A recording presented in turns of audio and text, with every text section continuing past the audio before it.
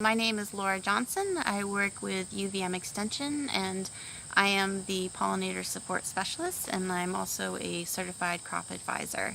So today I just wanted to hit on the kind of top 5 things you might want to think about when grazing your livestock in terms of how you can support pollinators in your grazing landscape.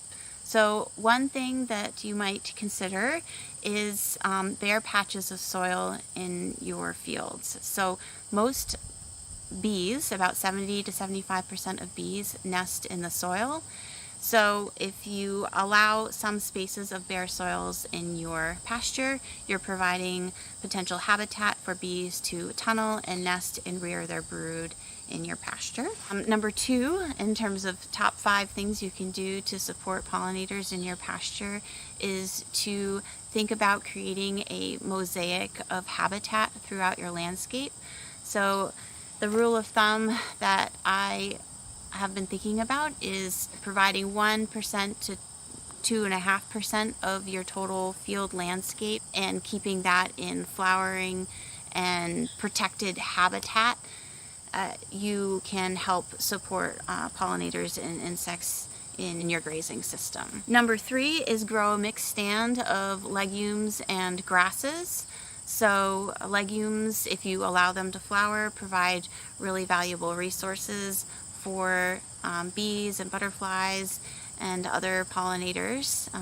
They provide important pollen and nectar resources, but they also provide a source of nitrogen for supplying nutrients to your grass species and also improve the nutritional quality of the feed for your livestock. Another consideration that you can do to think about ways in which your management might influence and help pollinators and insects on your farm is by squaring up your fields.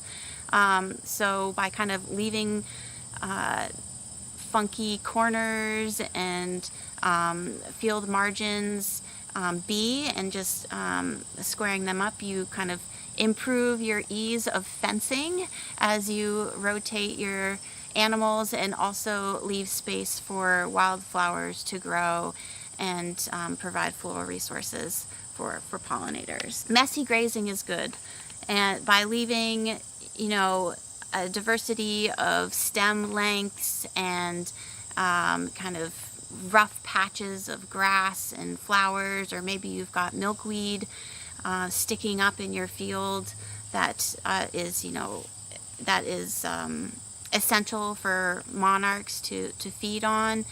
Leaving those be and maybe not clipping your fields is a really great strategy to support insects and pollinators in your grazing landscape, while also just leaving plant residue behind that helps to improve your soil and soil health and organic matter that can help improve your forage production in those fields as well.